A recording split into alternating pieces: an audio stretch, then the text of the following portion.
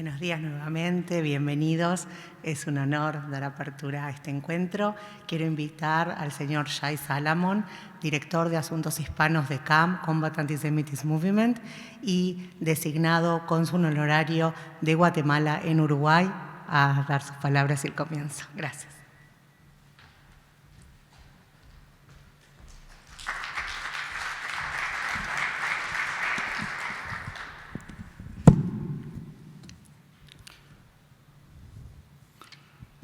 Muy buenos días y gracias a todos los presentes por estar acá. En nombre de Combat Anti-Semitism Movement, CAM, quiero expresar un especial agradecimiento a la OEA por concedernos el espacio para hablar de un tema tan sensible e importante como es la crisis en los derechos humanos.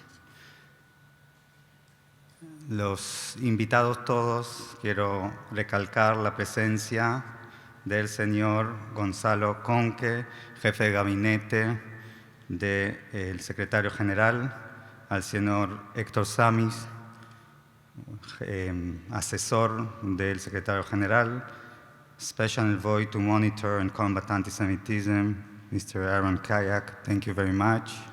Our keynote speaker for today, nuestra querida Pilar Raola, embajadores, delegaciones, representantes, saludos a todos. En agosto de este año nos comunicamos con la Secretaría de Acceso a Derechos y Equidad de esta prestigiosa organización con la finalidad de evaluar la posibilidad de realizar un evento enfocado en el fenómeno del antisemitismo en nuestro continente, en las Américas, y en dicho marco presentar también nuestra muestra educativa No discriminarás.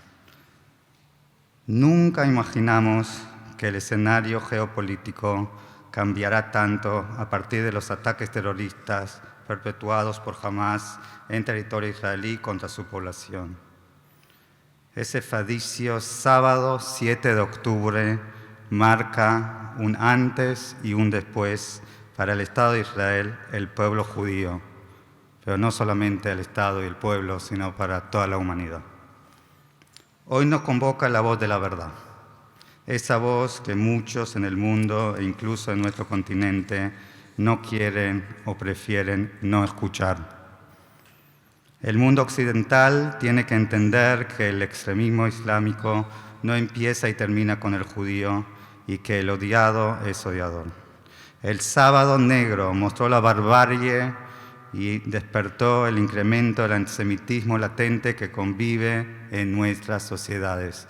Y cuando hablo de nuestras sociedades, no es solamente acá en Estados Unidos, sino en cada uno de los países que ustedes representan. Lamentablemente somos testigos de la pasividad y en muchos casos de la justificación de estos actos por parte de grupos que se presentan como luchadores de los derechos humanos y la libertad. En esta breve apertura quisiera hacer énfasis en lo valioso que es para nosotros contar con vuestra participación. Cada uno de ustedes es un agente de cambio fundamental para luchar contra la discriminación, el prejuicio y el odio hacia el judío en vuestras sociedades. Para combatir el antisemitismo es necesario contar con los actores comprometidos con lo que es la educación y en este sentido vuestro rol es trascendente al transformarse en vectores confiables de información para luchar contra una retórica antisemita que lleva siglos de existencia. Y ese tema es fundamental. Esto no comenzó hoy. Esto solamente se manifiesta de otra forma desde el 7 de octubre. Por eso quisiera agradecer nuevamente en nombre de CAM, una organización global, apartidaria, interreligiosa y multicultural, vuestro compromiso. Me gustaría mencionar a casi 800 organizaciones, lo que nosotros decimos partners, socios, que conforman parte de la coalición de CAM a nivel mundial y muy especialmente, obviamente, a la casa, al host, a nuestros coorganizadores y nuestros partners en este evento. En esta alianza global que todos nosotros formamos parte, aprendimos a trabajar en forma conjunta para un fin más elevado, respetando y apreciando la diferencia como motor de unión y solidaridad. La OEA utiliza 4 pilares que todos ustedes, me imagino, conocen y lo voy a repetir acá. Los 4 pilares de la democracia, los derechos humanos, la seguridad y el desarrollo para ejecutar efectivamente sus propósitos esenciales. La responsabilidad que tenemos como humanidad de luchar contra el fenómeno de odio más antiguo del mundo responde exactamente a estos principios. Esta es la cuestión más básica de los derechos humanos y la capacidad de construir una sociedad más pluralista y más justa. En nombre de CAM me gustaría agradecer a la muy importante decisión que ha tomado la OEA y obviamente su secretario general, que lamentablemente tenía que salir justo ahora a Guatemala. Igual tuvimos la oportunidad de intercambiar algunas palabras. Y agradecer a la OEA y su secretario de nombrar un comisionado para el monitoreo y la lucha contra el antisemitismo. Es para nosotros un honor poder trabajar y colaborar con el comisionado Fernando Lottenberg en las diferentes iniciativas de CAM, como la fue mismo hace poco en el marco de nuestro tercer foro latinoamericano contra el antisemitismo, que se llevó a cabo en Montevideo, con la participación de 16 países del continente. Así que me gustaría también en este momento poder compartir algo de nuestras actividades como CAM al nivel global y CAM hispano con todo lo que es este querido continente. Espero que puedan disfrutar de este día, pero fuera de disfrutar, llevar ideas, conceptos y, más importante, llevar la voz de la verdad. Muchísimas gracias, que disfruten del día. In a world shaken daily by fresh turmoil and instability, the age-old scourge of anti-Semitism is constantly reinventing itself. This plague targets Jews, but wherever it grows, it insidiously undermines society as a whole.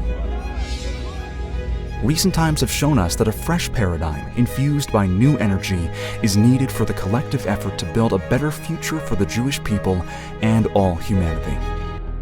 The Combat Anti-Semitism movement was founded 3 years ago to address this very challenge. We seek to be positive social changemakers, fostering collaborative action and innovative solutions at the grassroots and policymaking levels. Jewish communities worldwide are today under attack from extremists on the far left and far right, as well as radical Islamists. What sets us apart at CAM is we devote equal time and energy to all contemporary manifestations of anti-Semitism. Anti-Semitism is never acceptable, no matter who perpetrates it. Each and every day, CAM acts, online and at local, national, and international institutions, to end anti-Semitism and expose those who disseminate it. The dedicated work of our staff of 12 talented professionals and our distinguished advisory board, chaired by human rights icon Natan Sharansky, is guided by our 4 founding pillars: partnerships, diplomatic outreach, grassroots activism, and data collection and analysis. In a short time, CAM has succeeded in building a broad-based global coalition, engaging more than 600 partner organizations and millions of individuals from different religious, political, and cultural backgrounds in the common mission of confronting and defeating the world's oldest hatred. We nurture relationships with decision-makers across the planet, informing them about the threat posed by rising anti-Semitism and enlisting their support to effectively combat it with best practices and legislative initiatives. At our geopolitical forums around the world, we have rallied top leaders from regions such as the Balkans and Central America to promote collective action against anti-Semitism and other forms of bigotry. CAM is a young organization, but our impact is already wide. In the past year alone, we reached more than 20 million people online, and our digital community has grown 10 times over. We launched unique activism campaigns, as well as creative competitions, and also developed digital content to teach the public about anti-Semitism-related issues. Our activities are backed by our Anti-Semitism Research Center, which uses unique methodology to comprehensively track the latest anti-Semitic trends and produce regular data-based reports along with a weekly newsletter that have become go-to resources for all those with a stake in the fight against Jew hatred. We know we cannot vanquish anti-Semitism alone. Only together can we do the seemingly impossible and turn anti-Semitism from a present-day existential threat into an anachronism of the past. Join the movement by signing our pledge, following us online, taking part in our programs, and encouraging others to do the same.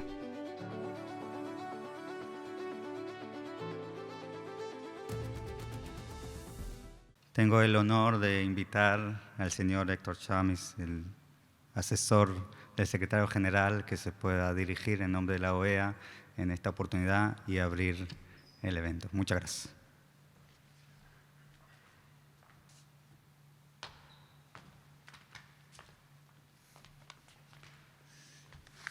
Muchas gracias. Bienvenidos. Es un gusto, es un honor para nosotros. El secretario no pudo estar aquí hoy y me pidió que leyera unas palabras, un mensaje de él para este evento, para todos ustedes, además de darles la bienvenida. Antes de eso quiero decir algo personal, absolutamente personal, y tiene que ver con las palabras de Shay. Efectivamente, recién lo conversábamos Pilar y yo. Bienvenida Pilar también, Pilar Raola. Muchos de nosotros comenzamos a sentir lo que nos contaban nuestros abuelos acerca de Europa en los años 30. Y comenzamos a vivirlo de repente a partir del 7 de octubre en las más diversas latitudes, no solo en el Negev, en Israel, pero aquí mismo, donde lo que está en juego en definitiva es saber si tenemos la voluntad y la capacidad de honrar el mandato del nunca más. Y esto es lo que está en juego aún en las universidades de élite en este país. Soy graduado de una de ellas, soy doctorado de una de ellas, y lo que debatimos en los grupos y en los foros en los que nos encontramos es exactamente eso. ¿Qué ha pasado con la obligación del nunca más? Y esto es lo que ha ocurrido hace apenas semanas en 3 universidades de élite de este país. Soy doctorado en una de ellas. Así que esto es un recordatorio permanente.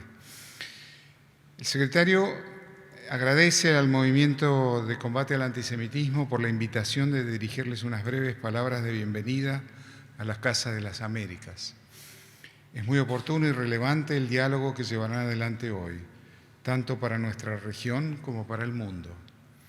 En momentos de gran conflictividad e incertidumbre, debemos asegurar los espacios necesarios para tomar una pausa y recordar que a la humanidad nos une un concepto de dignidad, una dignidad que corresponde a todos y todas y que no debe estar condicionada a ninguna consideración, no puede estar asociada con actos de discriminación ni exclusión. Este año conmemoramos el 75 aniversario de la Declaración Universal de Derechos Humanos y a su vez también nuestra Declaración Americana de los Derechos y Deberes del Hombre. Estos instrumentos surgen precisamente en un contexto donde la comunidad internacional rechazó los devastadores efectos del Holocausto. En aquel momento se sumaron esfuerzos y voces desde una comunidad internacional que consideró que la dignidad y la vida del ser humano estaba por encima de diferencias religiosas, políticas, sociales o culturales. Hoy vivimos en un mundo donde seguimos con gran preocupación actos que parecen alejarnos de estos ideales, donde los discursos de odio hasta actos de terrorismo y violencia extrema dominan. Por ello resulta de mayor importancia continuar impulsando iniciativas tendientes a educar y a contrarrestar los efectos de la discriminación y particularmente el antisemitismo en la región. Desde la OEA recogemos esta vocación en todas las dimensiones de nuestro trabajo. Durante las últimas décadas nos hemos sumado a las voces que claman por un combate frontal contra el racismo, la discriminación, la xenofobia y formas conexas de intolerancia. En las Américas se han impulsado esfuerzos para combatir estos mismos males en la OEA y demás instancias del sistema interamericano. Contamos hoy con instrumentos jurídicos entre los cuales destaca la Convención Interamericana contra toda forma de discriminación e intolerancia, cuya ratificación seguimos promoviendo con los Estados miembros de la OEA. Durante la más reciente sesión de la Asamblea General de la OEA, los Estados miembros abordaron el discurso de odio en el contexto de los trabajos para promover entornos democráticos. Sabemos que mientras exista discriminación, no puede existir democracia. Desde nuestra Secretaría General hemos creado la Oficina del Comisionado para el Monitoreo y Combate contra el Antisemitismo en nuestro hemisferio. Hemos denunciado al terrorismo en todas sus formas. Hemos designado a Hamás como organización terrorista. Hemos avanzado en la divulgación de la definición práctica de antisemitismo de la Alianza Internacional para el Recuerdo del Holocausto, AIRA, en nuestra región. En el año 2019, nuestra Secretaría adoptó formalmente la definición de AIRA en colaboración con el American Jewish Committee.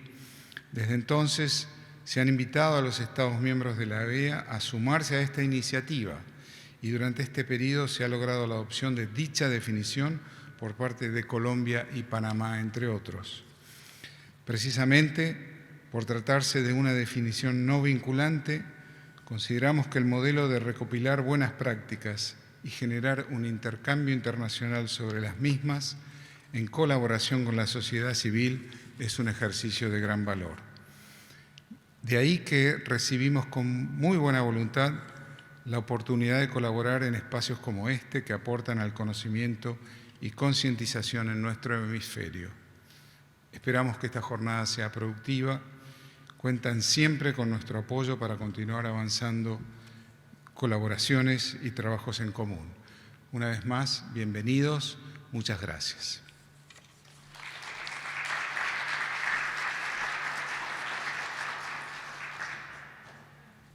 Good morning, everyone. My name is Arthur Masarjan, and I'm the Chief of Staff for the Combat Anti-Semitism Movement. Thank you for being with us today.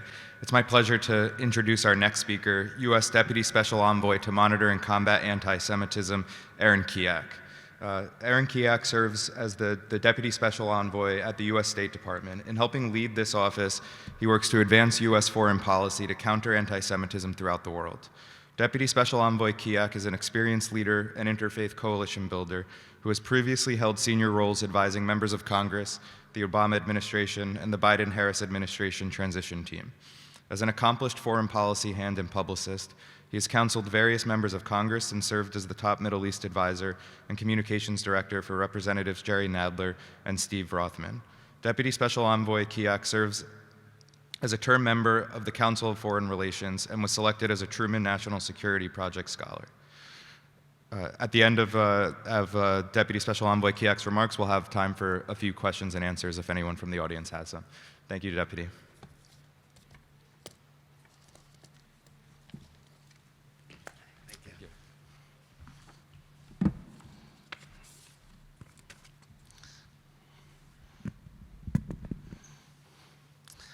Thank you, and thank you to the Combat Anti-Semitism Movement for giving me the platform to speak today about our office's important work. My boss, Deborah Lipstadt, as you know, is a special envoy to monitor and combat anti-Semitism, and she's currently in Israel to witness what happened, or the aftermath firsthand. As we know, there's been a tsunami of anti-Semitism, including quite violent acts since October 7th. I think what also happened in the aftermath of October 7th presented a certain type of moral clarity on how comfortable anti-Semites seem to be throughout the world and on the streets of many cities internationally. When we came into office, one of our main objectives was to help people understand what anti-Semitism is. As we know, anti-Semitism is ubiquitous, it's free-flowing, it comes from every region, no country's immune, and it comes from all across the political spectrum. In fact, to my friends on the right, who constantly are calling out anti-Semitism on the left, and often correctly, and I have friends on the left who can see with 20/20 vision anti-Semitism on the right. But unless you're calling out the anti-Semitism right next to you with people you agree with on almost every issue, ultimately you're weaponizing anti-Semitism for politics, which overall undermines the entire fight against anti-Semitism. We also want to ensure that people take anti-Semitism seriously and not see it as just an issue. As some of the speakers before me mentioned, anti-Semitism is fundamentally a threat to democracy and order.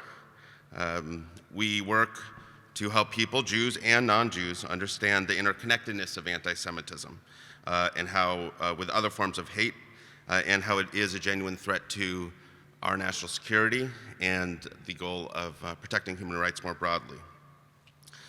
Though our offices remit as overseas, unfortunately domestic and international anti-Semitism are linked, which is why President Biden, for the first time ever, created a comprehensive United States plan to combat anti-Semitism with over 100 individual actions that the United States is going to be taking in the near future. And then overseas, as you know, we urge other countries to embrace the IHRA definition as we do, and more governments are doing so. And I know the OAS has played a key role in that. We're also urging countries to appoint special envoys, like Fernando Lautenberg and others, so that there's a point person for us to communicate with, special envoy to special envoy, but also so they have somebody within their own government who's an expert in combating anti-Semitism from within. Some of you may remember the issue with Lufthansa Airlines around a year and a half ago. Not going into the specifics to rehash it, but by the time our office called our German colleague, Dr. Felix Klein, he was already on top of it. He was working within the government to address it in a way that just couldn't have happened without someone concentrated on this issue. Within the past year, Ambassador Lipstadt and I have visited numerous countries to convey that message, government to government. On Sunday, I just came back from a 10-day trip in Latin America, where I visited Argentina, Chile, and Brazil.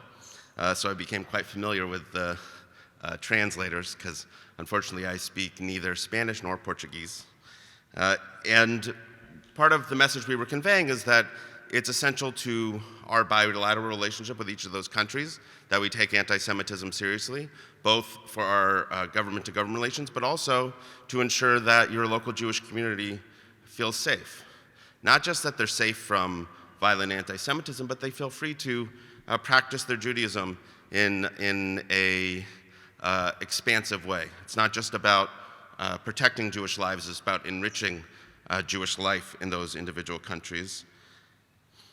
I started in Argentina, where government and civil society are quite strong. As many of you know, they have a special envoy, a wonderful ambassador on anti-Semitism, and that they're a full member of IHRA. So from there, I went to Chile and was able to engage with the government directly, along with Jewish leaders and civil society, and did the same in Brazil. In Brasilia, I met with the federal police, who walked me through how they deal with anti-Semitism, especially online, and that they enforce their laws quite robustly and have a nuanced understanding of IHRA after Rio and Sao Paulo have embraced the definition recently. And, you know, we have to remain vigilant in that region. There's no region that's immune from anti-Semitism, and just like our office has concentrated on Europe and the Middle East, so too we should concentrate on Latin America. As we all know, since October 7th, we've seen a sharp increase in anti-Semitism throughout the world, including violent attacks. It remains a serious problem throughout the world, and in Latin America, even though in Latin America the violent incidences aren't quite as high as others. But just so we're all clear, targeting Jewish communities with hate, intimidation, or violence is not defending the rights of Palestinians, it's just anti-Semitism. So many national leaders and international organizations across the globe have condemned anti-Semitic acts in the strongest terms. At the same time, since October 7th, there have also been demonstrations in many countries, including some countries and regions which we represent, in which individuals sickeningly celebrated the murder of Jews and even called for more anti-Semitic assaults. And again, just to be clear, there's no context in which calling for the genocide of Jews is not anti-Semitic. Unfortunately, it's also not uncommon that when there is an increase in anti-Semitic conspiracy theories and hatred against Jews, members of other marginalized racial and ethnic communities are also targeted. Leaders in the international, national, and local levels need to understand and condemn anti-Semitism and Jew hatred immediately and unequivocally wherever it shows its ugly head. Ambassador Leguzzo's and Commissioner Lautenberg's role are more important now than they have ever been in the region, and bringing the cause of educating governments and bringing civil society together in this fight. We also welcome OAS's efforts to advance the mantra of Secretary General's more rights for more people, and the OAS's Secretariat for Access to Rights and Humanity, as well as the Inter-American Commission on Human Rights, which all play key roles in supporting our common goals in social inclusion, equity, and diversity. A key part of my office's mandate is also to advocate for the embrace of the IHRA working definition on anti-Semitism, inclusive of its examples. The working definition helps government at all levels, law enforcement, international organizations, the media, public figures, civil society, interfaith groups, and educators call out and condemn anti-Semitic hatred and discrimination. According to IHRA, there are 43 countries, including political entities and regional and state local governments, that have embraced the definition. Several countries in the OAS region, including Argentina, Brazil, Colombia, Guatemala, Uruguay, Canada, and the United States have embraced the definition in one way or another, which is a positive step. The United States is your ally and is available to help us together advocate for the use of the definition as a tool. As we reach the end of Hanukkah, sometimes we're asked, what's the best way to combat anti-Semitism? I've laid out a few, and we know others, and we will work with CAM on identifying the best practices. I think though, Hanukkah actually teaches an important lesson. While the rabbis may have had some conversations about which way to light the Hanukkah, the way we light the Hanukkah and as we approach all the candles being lit is one at a time. And each day, you bring more and more light into your home. Because when you look into combating anti-Semitism, you look into the darkness, you can't see the end of it. It continues and continues and continues. But if you take every day, we work together as countries and as civil society and as leaders to just try to chip away at the hate one by one, and then eventually as we reach that goal of defeating hate and combating anti-Semitism, things become a little lighter. So while the task might be overwhelming, we are not excused to try to make it better. So that even a little bit of light, wherever it's found, can dispel the darkness and illuminate a path forward as we work together. It's important now more than ever, and let us carry that into the new year and next year.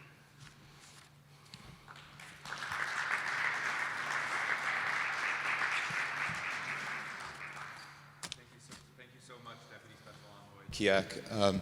If we have some questions from the audience now about the work of the Special Envoy's office, I can bring the mic around for you.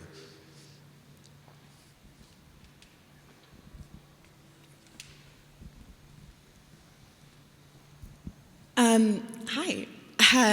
How have you seen anti-Semitism manifest differently as a policy challenge from region to region? So let me just share, when diplomats come to visit us in Washington, D.C., they're often the best their individual countries or regions have to offer. They're often literally Western educated. They speak many languages, including English, sometimes better than I do. But even as we talk with them about the work we can do together, and even when they're on their least anti-Semitic behavior, visiting us, Sometimes their educational background, or at least the unconscious bias in their various countries and in their government seeps through. So there are some regions in which there just aren't that many Jews. Some regions where there used to be a lot of Jews and there aren't that many anymore. And so sometimes with those governments and members of civil society where they exist, we try to, I know this sounds so simple, but humanize Judaism and Jews. And so sometimes we'll explain first the history of Jews in their country. So some of them will have a small indigenous Jewish population, but some of them Jews, for one reason or another, are no longer there, and we'll explain the history. Because once we start talking about discriminating against a neighbor, a fellow person in your country, it becomes a lot easier to understand. But there's just something comfortable for the anti-Semite or for the unconscious bias that permeates our society about the stereotype when it comes to Jews. So it is horrific but unsurprising that Jews get attacked just crossing the street because of some action that Jerusalem has taken. The idea of protesting in front of a restaurant that happens to be owned by a Jewish chef is not criticizing Israel. It's not even harsh criticism of Israel. It's targeting Jews for something some other government, whether it's the Israeli government or any government, some action that they've taken. And if you just take it out of the Jewish context and talk about, for example, the way the People's Republic of China treats the Uyghurs, it would be the height of absurdity to go protest in front of a Chinese restaurant because of how the PRC treats the Uyghurs. But that's exactly the same thing. And for some of these countries, it's so ingrained. Look, it's so ingrained in our own country. So even more so for countries that aren't as engaged on these issues.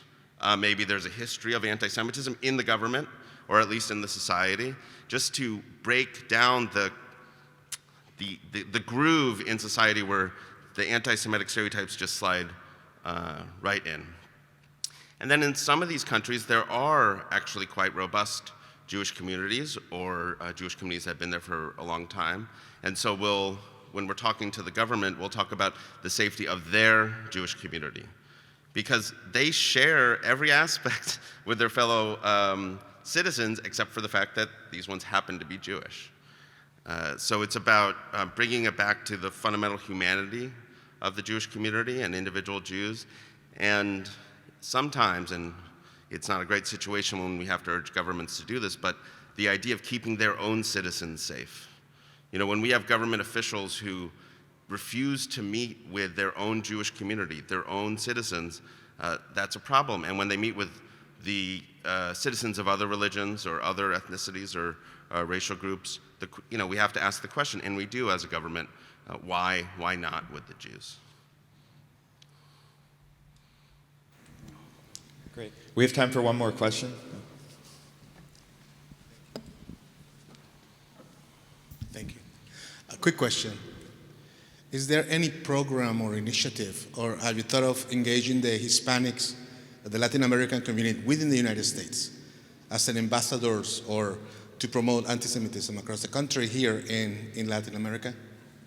Yeah, well, we'd love to work with CAM and the OAS to do that. As part of the anti-Semitism plan, there's an educational aspect that is multilingual and across communities.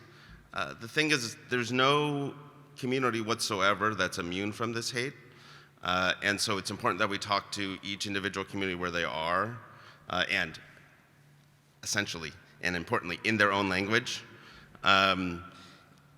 So yes, the White House is working on that with all communities, including the Hispanic community, because it's something we all have to work on together. I mean, when we talk about, just to be clear about how anti-Semitism is a danger to all societies, but especially democracies, when you think that the Jew is behind the financial system, behind the media, behind your government, fundamentally the citizen who believes that can no longer hold their government accountable because they believe it's some other nefarious actor, some puppet master who's controlling everything about their society. And so when, especially in democracies, citizens aren't able to hold their governments accountable at the ballot box or otherwise, the worst comes to mind, because they really feel, someone who actually believes in the anti-Semitism conspiracy really feels that everything is being controlled elsewhere. And then, what can you possibly do if you can't hold your government accountable? So it's not just, if it were just about keeping local Jewish communities safe, that would be enough. Obviously, one of the most important, if not the most important role of government is to keep their citizens safe, especially racial, ethnic, or religious minorities. That would be enough to combat anti-Semitism. It also has this destabilizing effect on a society that is a danger to all the citizens of any country. This idea that there's some nefarious actor out there who's controlling your government. I mean, we have enough time holding our government accountable without conspiracy theories. And then when you actually buy into it, it really makes people feel hopeless. Thank you so much, Deputy Special Envoy, for your remarks and for joining us here today. Really Thank you. appreciate it.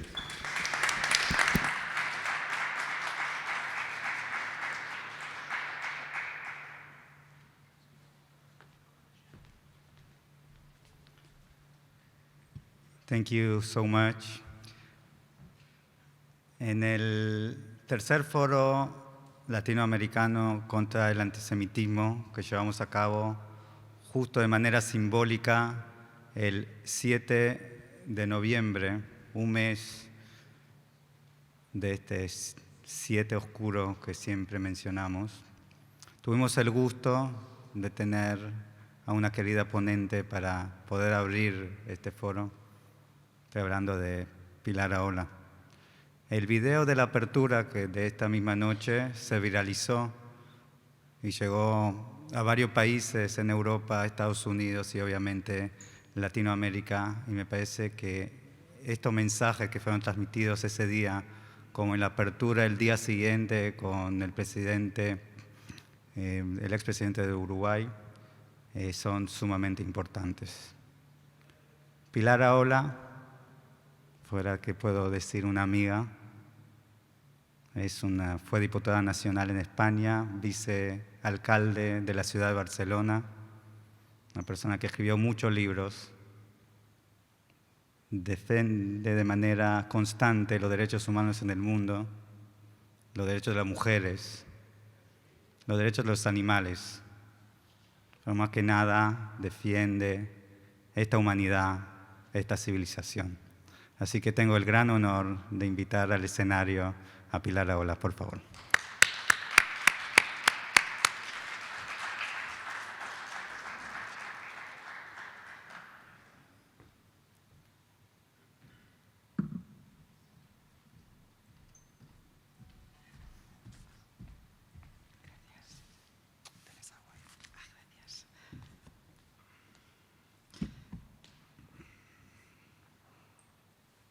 Buenos días a todos.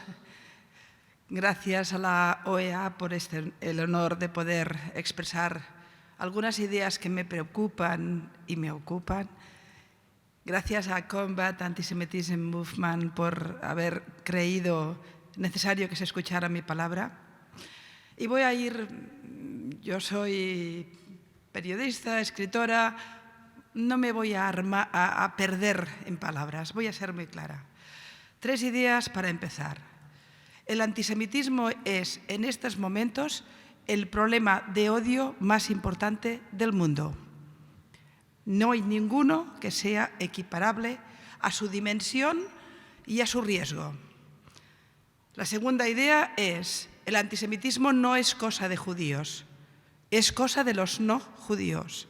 Los judíos lo sufren, pero nosotros, los no judíos, tenemos la responsabilidad de luchar en contra. Y el tercer elemento, como comentaba el ponente antes que yo, nadie es inmune a ello, pero nunca nadie, nunca antes, desde la Segunda Guerra Mundial, habíamos tenido una dimensión tan enorme. Vamos a poner datos claros, porque cuando hablamos de antisemitismo decimos que ha crecido, que es preocupante. ¿De qué hablamos? Es decir, primero, ¿qué es? Está definido claramente en la Declaración de Haia y, por tanto, me someto a él. Pero para recordarlo, antisemitismo es el odio a los judíos, Antisemitismo es considerar que los judíos dominan el mundo, que dominan la prensa, que son sospechosos, que son culpables de los males o de las guerras, que han creado los conflictos, que Israel no tiene derecho a existir porque es un Estado judío, etcétera, etcétera, etcétera. Como decía un pensador y amigo mío, los judíos siempre son culpables, es la culpa universal. Para los ultranacionalistas eran los culpables del comunismo, para los comunistas eran los culpables del capitalismo. Cuando viven en la diáspora, si están perfectamente asimilados en su entorno, son argentinos, uruguayos, son franceses, muchos consideran que en realidad solo son judíos y que quizás son infiltrados. Y cuando viven su vida de judíos escondida, entonces es que son sospechosos. Si gastan mucho dinero es porque son ostentosos, si no lo gastan son avaros. Siempre es la culpa de una forma u otra, porque los ha convertido el antisemitismo en la culpa universal. No es casualidad que si los judíos son los culpables del mundo, Israel es el culpable de todos los culpables, el Estado judío. Hablaba de los datos. ¿Cuántos ciudadanos del mundo podrían entrar claramente en la definición de AIRA de lo que es ser antisemita, incluso no aceptándolo, incluso negándolo o incluso no siendo conscientes? La Liga Antidifamación Americana, que monitoriza este tema junto con servicios de inteligencia y junto con mucha información de estamentos policiales en Europa, en Latinoamérica y en América, la Liga Antidifamación habla de una contaminación antisemita de 1,9 billones de personas. Pero hagámoslo más concreto. Pongamos, por ejemplo, en América. ¿Cuántas personas en América, el continente, podrían estar profundamente contaminadas con el antisemitismo? Se habla alrededor de un 19%. Son millones y millones de personas. Y para concretarlo más, ya que estamos en la OEA, un país como Argentina, donde la comunidad judía es grande, es importante, el 24% de la población, 6,8 millones de personas, creen que los judíos son responsables, son culpables, tienen algún tipo de grado de desprecio, pueden llegar a insultar, pueden demonizar o pueden agredir. En Venezuela es el 30%. En Estados Unidos es el 9%, pero hablamos de 21 millones de personas. Chile 37%, Perú, ¿qué les cuento? Y si nos vamos a Europa, en Europa la situación empieza a ser enormemente grave.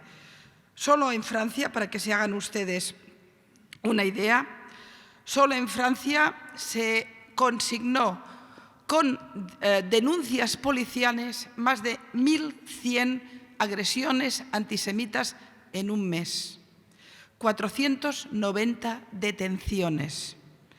En Inglaterra consignaron en el último mes 1.019 agresiones antisemitas, 537% de crecimiento más de lo que era habitual, por decirlo así.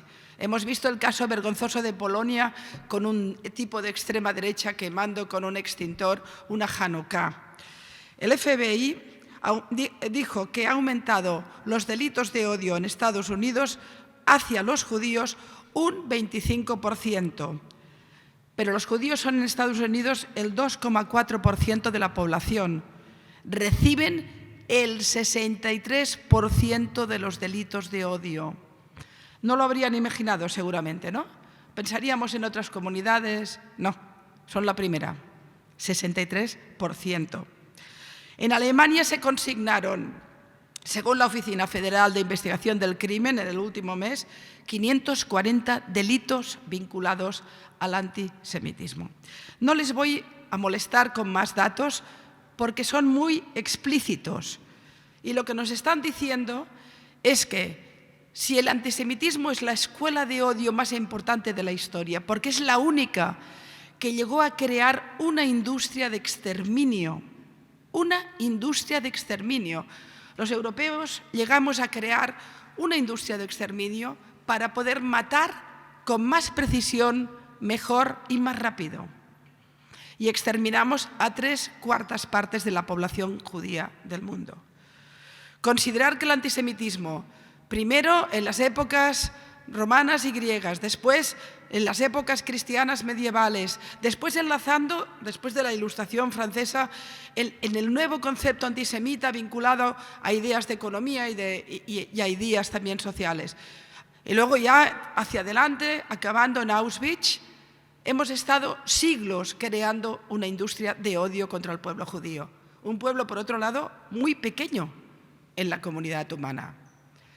Y después de la Segunda Guerra Mundial parecía que esto, Elie Wiesel decía, no es cierto, el Holocausto mató a millones de judíos, pero no mató el antisemitismo.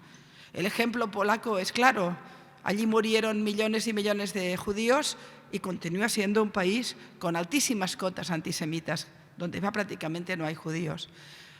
También lo comentaban antes y es así, el antisemitismo sobrevive a los judíos. Puede que no haya ninguno, pero eso no significa que no exista como escuela del odio.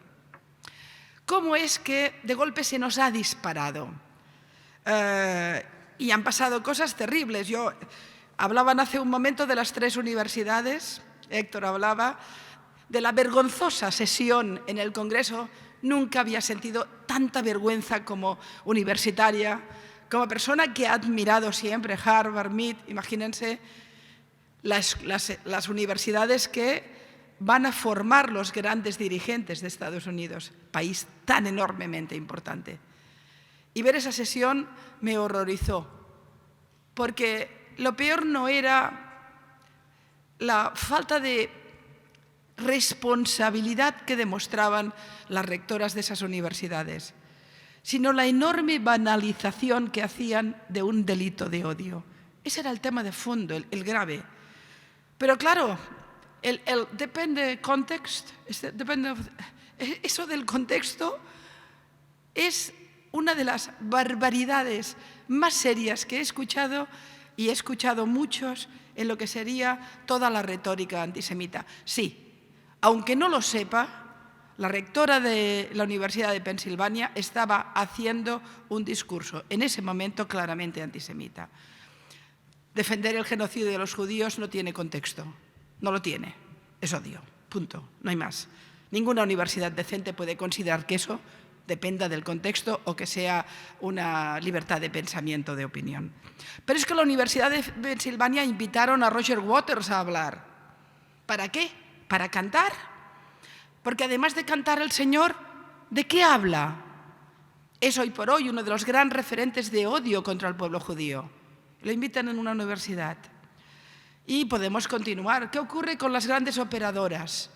¿Saben ustedes, por ejemplo, que la carta que Bin Laden escribió a Estados Unidos hace décadas, muchísimo tiempo, con una cantidad enorme de tópicos antisemitas clásicos, desde los protocolos de los sabios de Sion a prácticamente el Mein Kampf, estaba todo allí? Pues ha aumentado la exposición, la viralización solo en TikTok de la carta de Bin Laden 1800%. Solo 41 vídeos dedicados a esa carta han conseguido llegar a 6,9 millones de personas. Cuando las organizaciones que intentan monitorizar los delitos de antisemitismo en TikTok o en Twitter o en las redes sociales intentan tener los metadatos para poder, las operadoras lo niegan.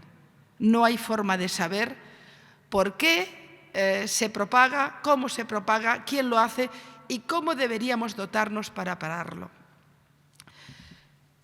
Repito que he dicho que dejaría los datos. Voy a intentar hacer el análisis.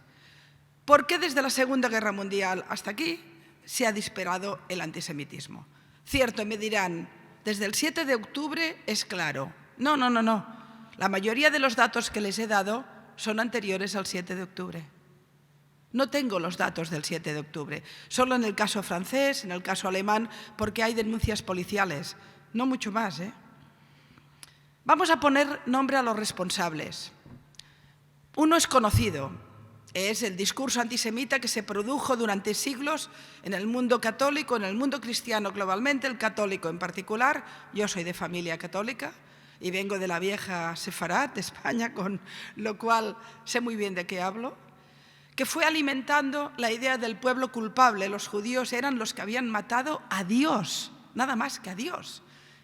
No podía haber delito más grave. Pero después de ese proceso antisemita clásico, que con Juan XXIII cambió de paradigma, por suerte, y después de los discursos típicos de la extrema derecha, lo que ha alimentado el discurso antisemita desde los tiempos de Stalin es la izquierda. Y se lo dice a alguien que ha militado siempre en la izquierda. Movimientos de izquierda, organizaciones de izquierda, partidos de izquierdas que primero empezaron a alimentar el discurso de Israel como el país rico, colonizador, blanco, opresor de pobres, personas étnicamente no blancas, desgraciadas, colonizadas. Es decir, la idea, en paralelo al concepto de Estados Unidos como un país también imperial, colonizador, pero Israel en el centro fundamental. Décadas y décadas y décadas de profesores universitarios en mi propia universidad y en cualquier universidad, décadas y décadas demonizando y criminalizando a Israel, no sale gratis. Lo que ahora nos está ocurriendo viene de lejos. Por supuesto hay que criticar a Israel y a cualquier país, evidentemente, pero los límites entre criticar una acción de gobierno que no estés de acuerdo o una concepción no tienen nada que ver con la demonización permanente, la permanente criminalización y la culpabilización de todo lo que pasa en Oriente Medio a Israel, al que se le niega a menudo el derecho a la existencia y el derecho a la defensa. Hoy mismo me ha entrevistado una televisión española, antes de entrar. Me entrevistaban para un tema local de mi país. Hay un poco de lío político allí. Y yo he comentado que estaba hoy en la OEA y que tenía el honor de hablar de antisemitismo. Solo he hablado de antisemitismo. Y al momento el periodista me dice, bueno, pero es que Israel está matando en Gaza y además ahora quieren inundar los túneles y van a ahogar a los secuestrados. Esa era la reflexión. Bueno, he respondido como tenía que responder, pero le he dicho, es que yo estoy hablando de antisemitismo. Bueno, sí, pero los judíos son culpables de lo que pasa en Gaza, ¿no? Esta idea permanente en el mundo del periodismo, vinculado al relato que la izquierda ha impuesto, y una parte de la derecha, pero menos en este caso, la derecha tiene tantas culpas como la izquierda en muchos sentidos, pero en el caso del antisemitismo culpabilizo humildemente, personalmente, directamente a la izquierda de la alimentación de un discurso de odio que, pasando por Israel, acaba estallando en las comunidades judías de todo el mundo. Ese es otro paquete de alimentación del antisemitismo y lo hemos visto después del 7 de octubre. El relato de la masacre a los 2 días ya no había existido, los secuestrados ya no eran importantes, los datos y las informaciones sobre Gaza son permanentemente falsas, engrandecidas, el único culpable es Israel, no hay una estructura militar y una estructura bélica terrible en la zona, no hay ninguna responsabilidad. Todo esto, ¿cómo creen que finalmente cae en el día a día de las comunidades que viven en cualquier lugar del mundo? El otro día en Argentina, saliendo de una Hanukkah, unos manifestantes, unos chicos, insultaron a unos judíos que salían de la fiesta. Era Argentina, eran judíos, pero era Israel y ahí va. Y todo esto lo ha ido alimentando, sin duda, la izquierda. Y el tercer elemento que ha construido un discurso de odio muy importante, del que nunca hablamos porque es políticamente incorrecto, es el islamismo radical. Y globalmente, de alguna forma, una parte considerable del Islam, que también ha tenido una base profundamente judeofoba y que interactúa en las comunidades musulmanas que viven en las democracias liberales, porque allí también se alimenta el discurso de odio a los judíos. ¿Quiero decir con ello que no hay otros discursos de odio? Puede haber discurso de odio a la población musulmana y eso es terrible y hay que atacarlo. Puede haber un discurso de odio a una raza, a una etnia, sin duda. No tiene ninguna manera la dimensión que tiene el problema antisemita. Es enorme y es tan preocupante como que cada vez que en la historia de la humanidad ha crecido el antisemitismo, hemos ido al abismo, hemos ido a la autodestrucción, porque la escuela de odio del antisemitismo destruye profundamente las bases de la civilización moderna, destruye las bases de la democracia, destruye la Carta de Derechos Humanos y aprendiendo a odiar a los judíos se aprende a odiar.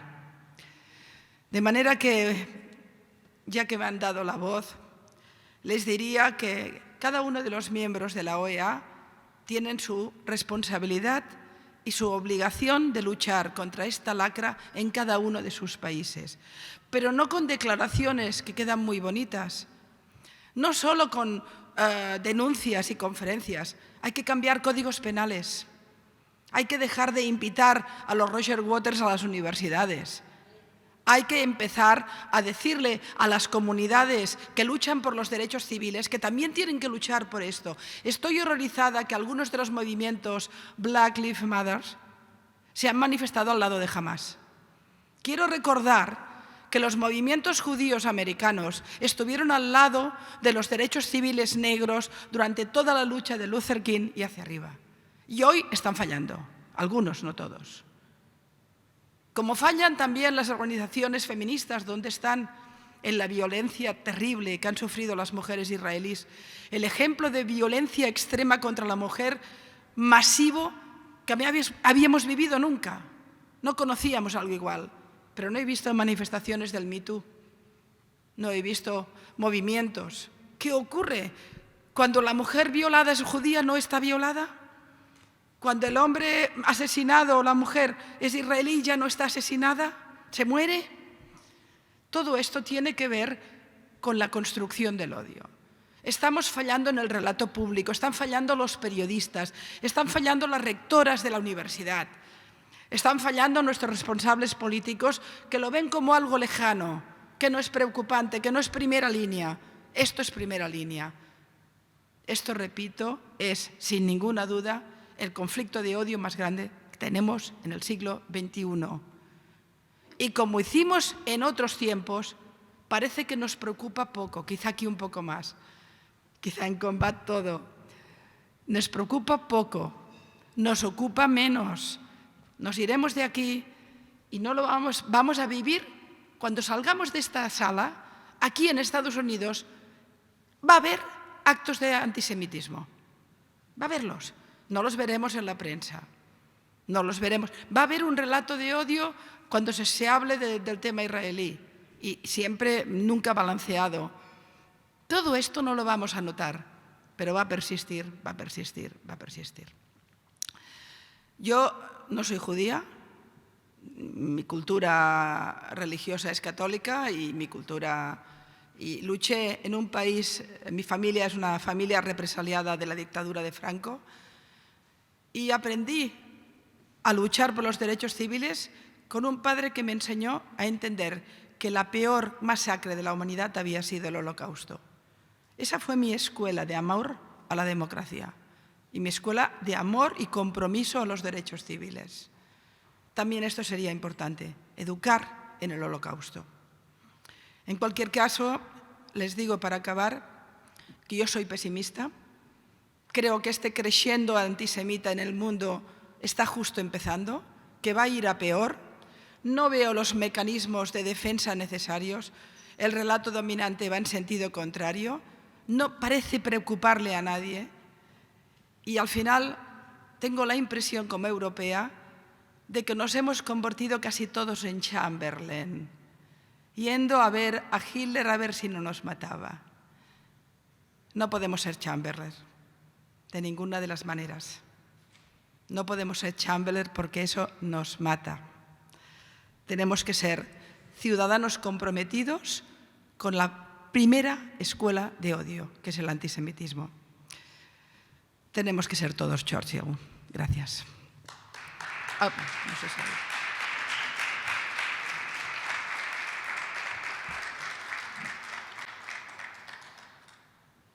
No sé si hay alguna pregunta. Sí, si no. If there are any questions for Pilar, I can bring you the microphone.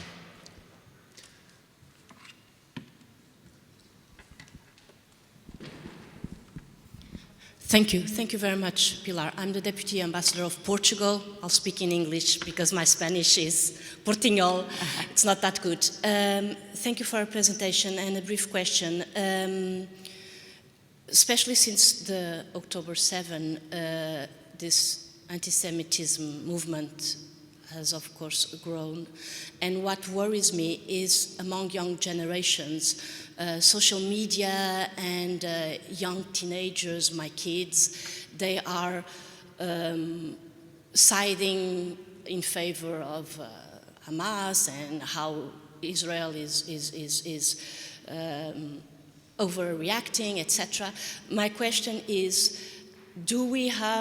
what can we do to try to explain to these young generations that things are not that simple, that it's not that superficial reading of the events? We have to go deeper and understand what's going on. Is there any easy way to explain this to the young people, which I'm more worried about, because adults, we all know what's at stake, but these teenagers, these young people who don't have historic memory. Thank you.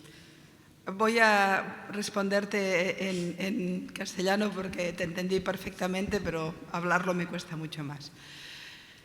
Evidentemente, como madre, estoy muy preocupada por los jóvenes, porque además reciben todo el discurso de odio de las redes sociales, lo asumen y creen que están defendiendo valores positivos atacando a Israel o incluso atacando a los judíos. Este es uno de los dramas que tenemos, que muchas personas buenas, decentes, democráticas, se manifiestan y sacan una bandera de Hamas porque creen que es lo correcto. Pero claro, el problema son los jóvenes o las rectoras de la universidad. ¿Dónde fallamos? Porque el joven al final es una esponja que asume lo que escucha. Fallamos en los relatos mediáticos, en la prensa, fallamos en las universidades, fallamos en no ser valientes denunciando todo esto. Y los jóvenes solo son la consecuencia de algo que falla mucho más arriba y que no combatimos. Es decir, en el caso, por ejemplo, de la información sobre el conflicto de Israel con Gaza. Si tú todo el día dices, todo el día, que Israel quiere ocupar Gaza, mentira, pero lo dices, tu hijo pensará que Israel es colonizador. Si todo el día la prensa dice que Israel mata niños y no que está intentando destruir la estructura militar de Hamas, etcétera, para que no sea otra vez atacado, tu hijo va a pensar que Israel es un mataniños. Además, tópico, antisemita clásico, en el cristianismo los judíos bebían la sangre de niños cristianos y Portugal, España en ese sentido lo tenemos claro, y ahora matan niños. Si la televisión dice que el pueblo palestino lucha por tener un Estado y no sabe nadie que han tenido 5 veces la posibilidad de crear un Estado y no han querido, que jamás no está a favor de un Estado palestino, sino a favor de una república islámica, que tenemos detrás Irán, que tenemos Hezbollah apuntando con 100.000 misiles. Si todo esto no lo explicamos, tu hijo pensará que Israel es criminal de guerra, que es un país asesino, colonizador, etc. Falla el periodismo, fallan los intelectuales de izquierda que tendrían que decir, miren, Netanyahu no me gusta, bueno, pero Israel tiene derecho a defenderse. ¿Y tiene alguna culpa el pueblo palestino, los países árabes que han estado décadas diciendo que no a un Estado palestino? Se les ofreció todo, nunca quisieron. Y tendríamos que denunciarlo. Irán, por ejemplo, en su papel en la región. No, todo esto no existe. La primera distorsión que se produce en el periodismo y que afecta a tu hijo y a mis hijos, la primera distorsión es que solo existe un conflicto, el de Israel. Pero los centenares de miles de muertos del Yemen no existen. Los más de 100.000 desplazados armenios en Nagorno-Karabaj no existen. Las mujeres luchando en Irán por sus libertades no existen. El presidente de Irán es un criminal de Estado. Evidentemente que lo es. Ha masacrado a su población de la manera más brutal. ¿Alguien lo dice? Hay manifestaciones en las universidades. ¿La presidenta de Harvard hablaría del contexto? No importa. El único conflicto que existe en las media es el de Israel. El único culpable es Israel, por tanto, los únicos culpables son los judíos. ¿Cómo luchar para que no se distorsione el pensamiento de los jóvenes? Empecemos por no distorsionar los medios de comunicación y el relato público. Empecemos por ahí, es que no hay mucha más solución. Y luego intentar educarlos también en las escuelas con lo que significó el Holocausto, que es una gran escuela para el aprendizaje de los valores fundamentales. Déjenme decir algo que me parece importante. Lo he dicho estos días en charlas y la humanidad se resume, o la civilización moderna se resume en 3 libros. Los 10 mandamientos, el Código Civil romano y la Carta de Derechos Humanos. Ahí está todo, todo. Todo lo que hemos construido en 2000 años está ahí, o en 3000. Lo que está ocurriendo ahora es que esta Carta de Derechos Humanos, que era común, se ha partido en trozos. Defiendo la lucha contra el odio, depende de quién. Si son judíos, no. Defiendo las mujeres contra la violación, depende de quién. Si son mujeres israelíes, quizá no. Y así vamos haciendo. No es verdad que haya un relato a favor de los derechos humanos. Hay un relato parcial de trocitos de esos derechos humanos. Y ahí el antisemitismo se nos cuela por todas partes. Ya está, entiendo, ¿no? ¿Ya está? Gracias.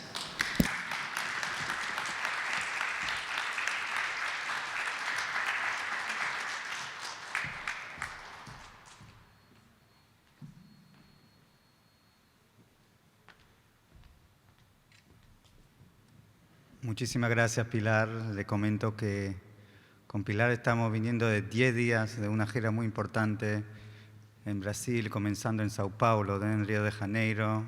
Los últimos días estuvimos en Miami y hacemos el cierre hoy acá en la OEA junto con ustedes y estamos muy agradecidos por esa gran labor. Muchísimas gracias, Pilar. Y antes de pasar al rabino y poder tener una pequeña ceremonia de Hanukkah, ya que casi termina esta linda fiesta, la fiesta de la luz, me gustaría invitar al escenario en representación de las delegaciones, las misiones acá en esta hermosa casa, al embajador Washington Abdala, embajador de Uruguay, ya que de manera simbólica también nos puede dar un cierre al foro latinoamericano e Israel que se llevó a cabo el mes pasado. Por favor.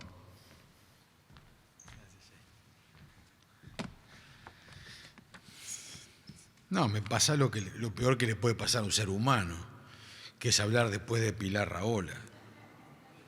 Es lo peor que te puede pasar o de las peores cosas, pero uno con dignidad hará lo que el destino provea, y pocas palabras además.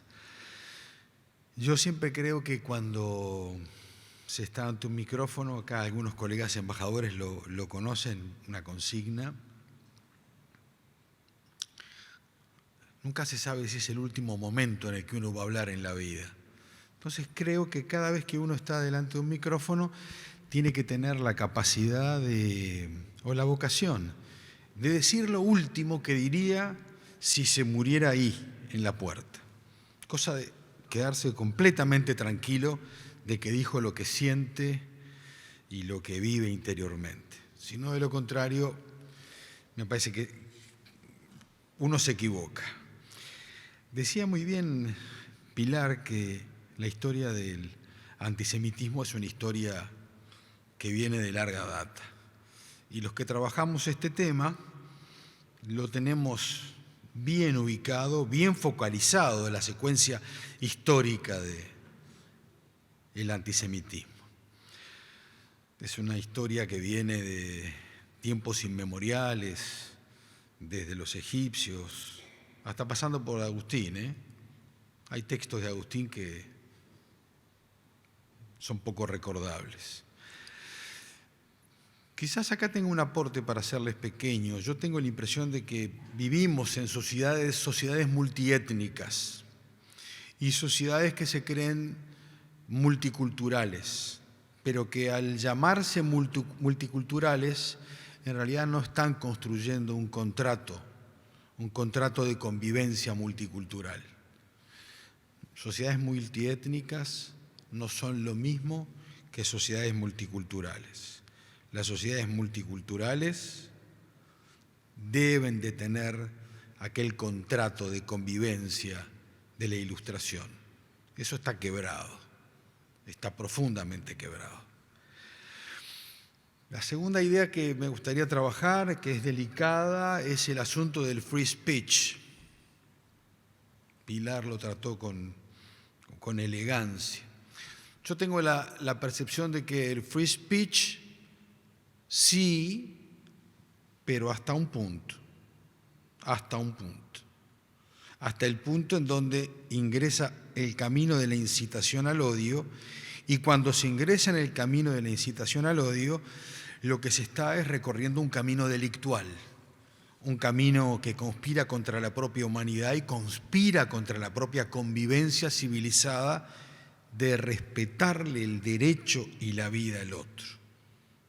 No tengo la libertad de decir todo lo que se me ocurre, porque si lo que se me ocurre es ir en contra de la vida, la existencia, los valores y la dignidad del otro, francamente, no estoy siendo un ser humano.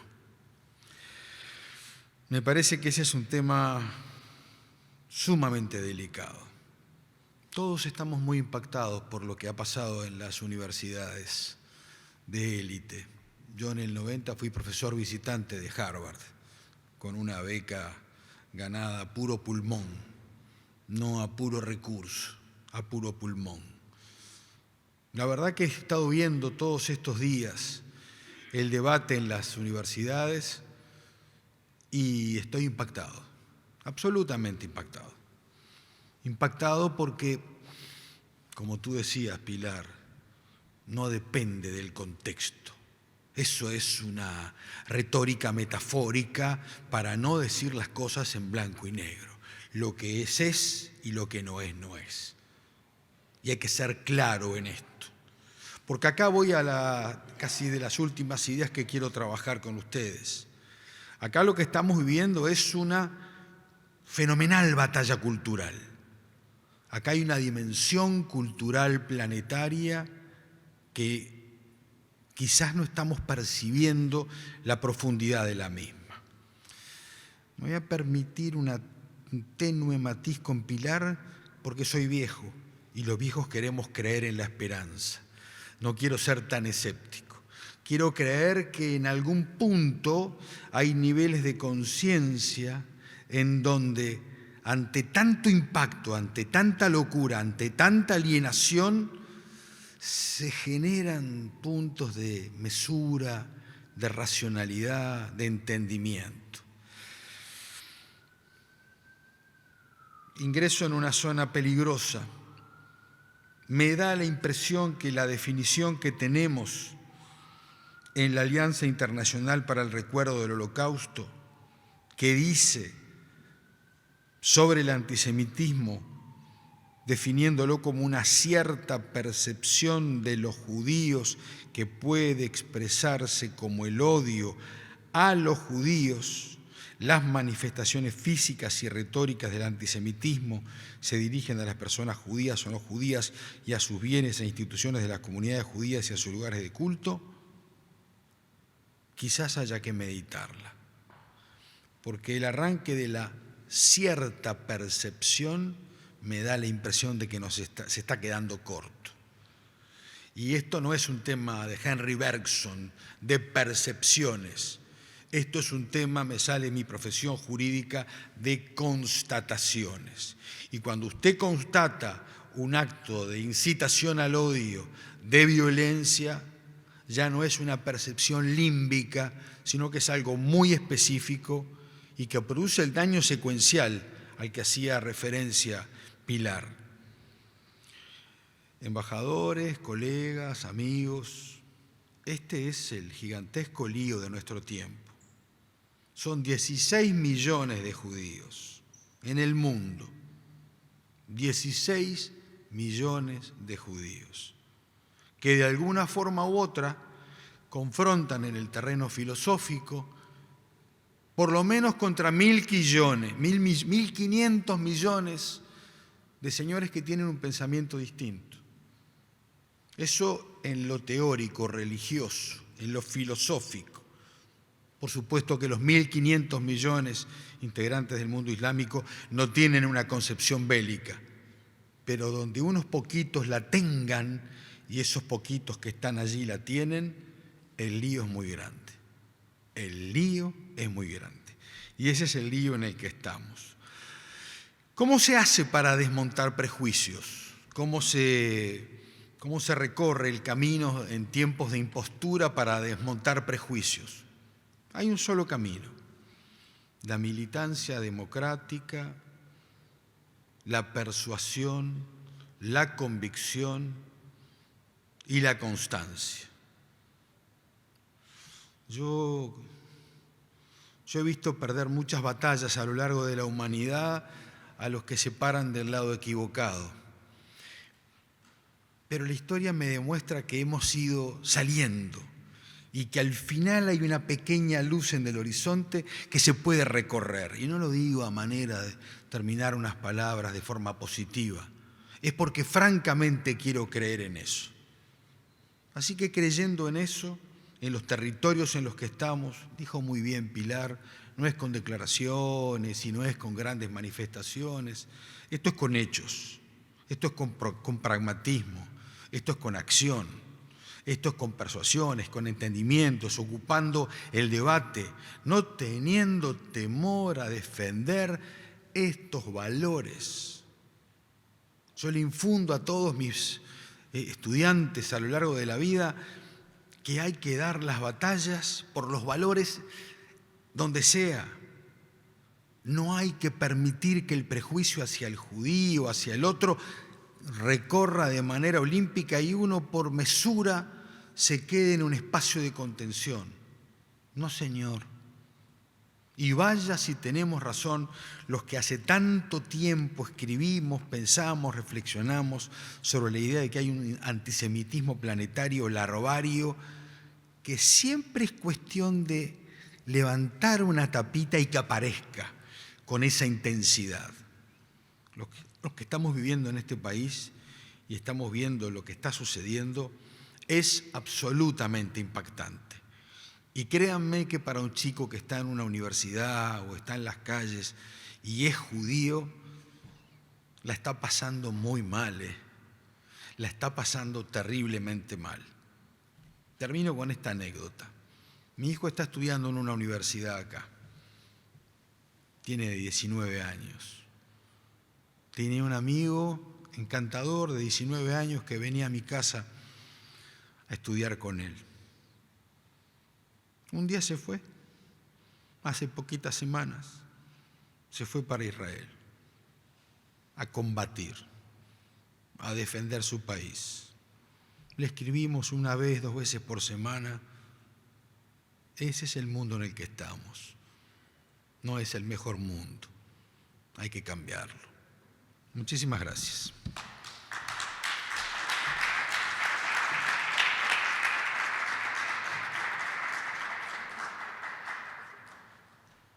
Thank you so much, Mr. Ambassador. It's now my pleasure to introduce Rabbi Nisim El-Nekaveh, Rabbi and Cantor of the Sephardic Templo Moses in Miami, to share a few words and to lead us in celebrating this 8th and last day of Hanukkah. Welcome, Rabbi.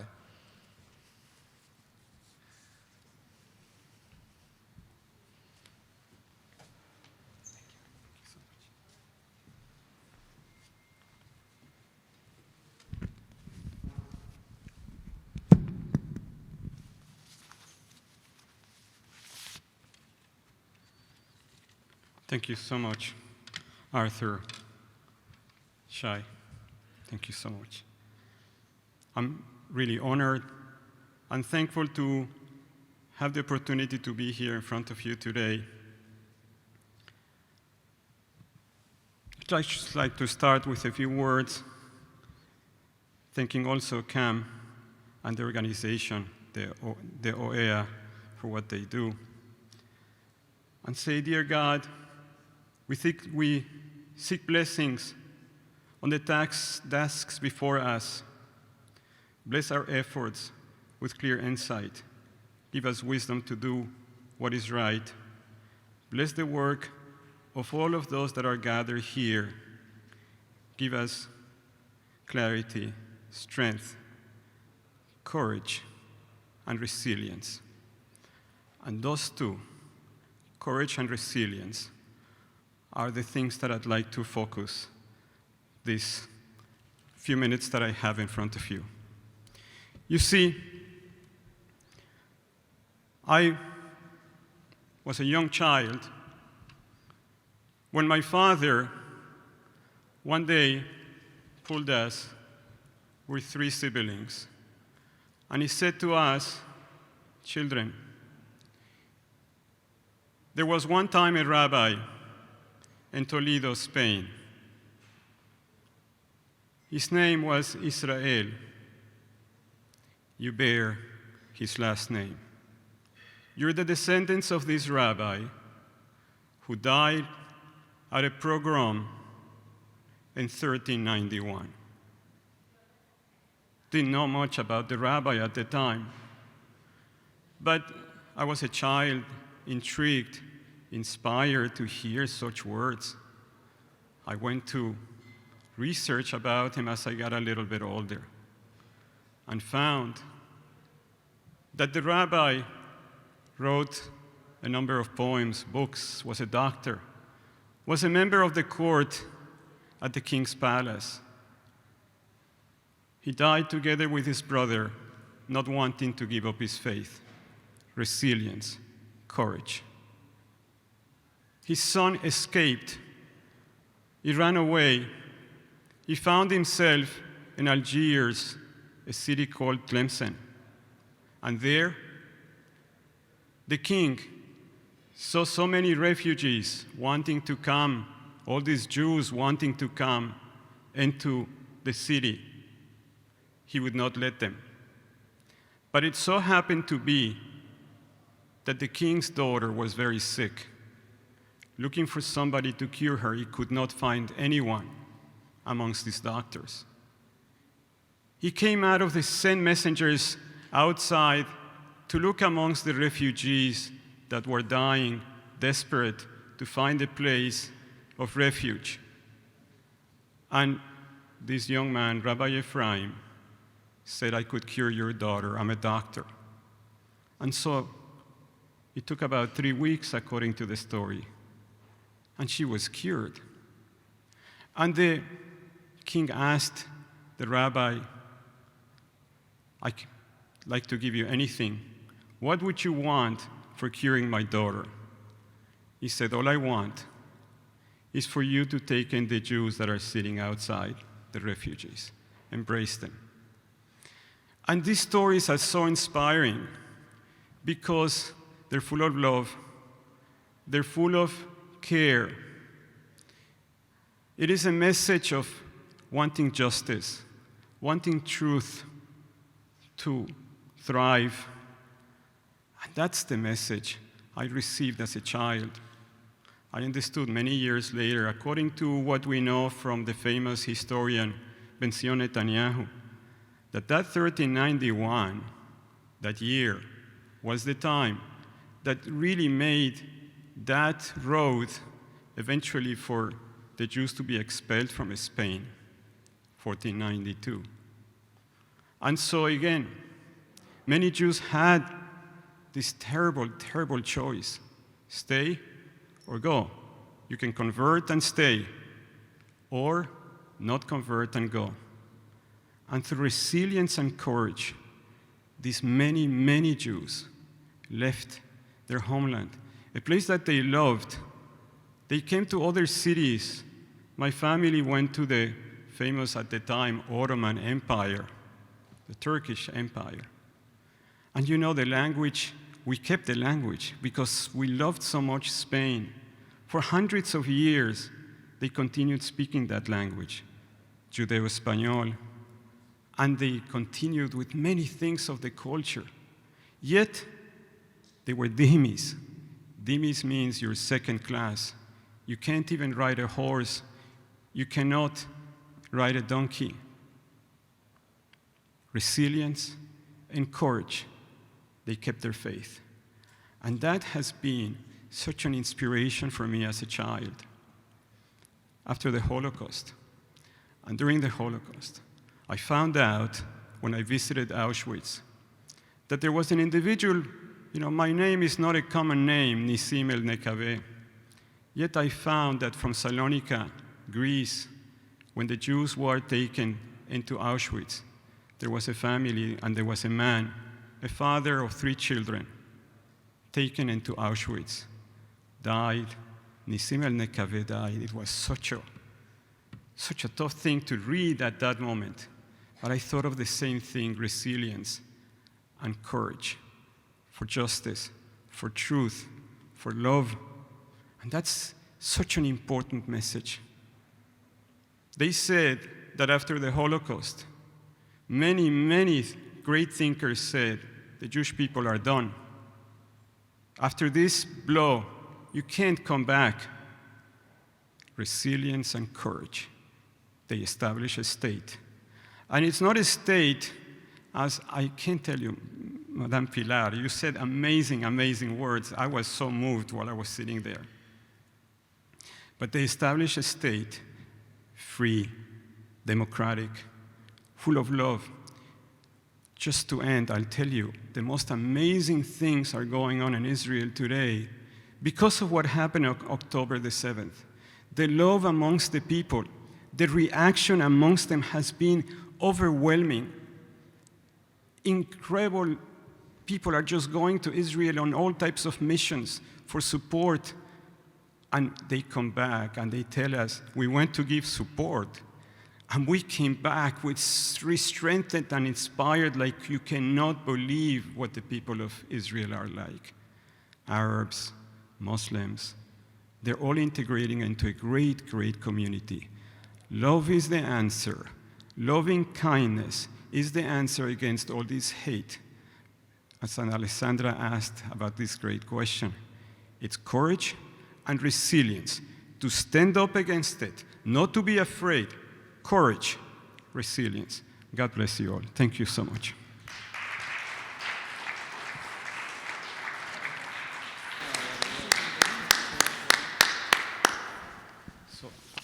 Thank you, Rabbi, very much. And before concluding, the Rabbi will share a little bit about Hanukkah with a traditional Hanukkah song and blessing in Ladino. Thank you so much, Arthur. There is a very beautiful, sweet song that, as the Jews in this, it was in the Balkans and under the Ottoman Empire, they kept this language. So for all of those that speak Spanish, Judeo-Espanol is, of course, you understand the language very well. And the song goes like this. Hanukkah linda está aquí. Hanukkah linda está aquí. 8 candelas para mí. Hanukkah linda está aquí. 8 candelas para mí. Oh, and then we count the candles. Una candelica, 2 candelicas, 3 candelicas, 4 candelicas, 5 candelicas, 6 candelicas, 7 candelicas, 8 candelas para mí. Thank you so much. Thank you so much.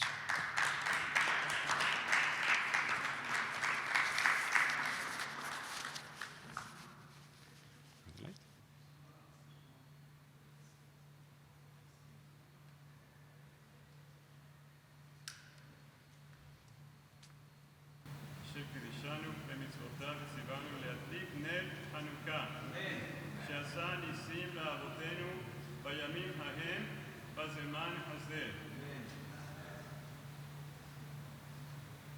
מעוז צור ישועתי, לך האל אשבח, מכל בית תפילתי, ושלח תודה לצווח, להכין עליה, מכל רמז המאק, אז אקרא בשיר מזמור חנוכת המזבח.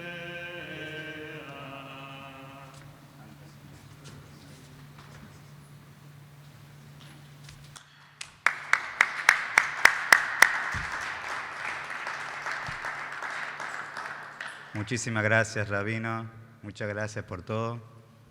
Y como saben, hay un denominador común en todo lo que tenga que ver con la mayoría, no digo a todas, pero casi todas, de los festivos y los festejos judíos, que se come mucho y muy bien.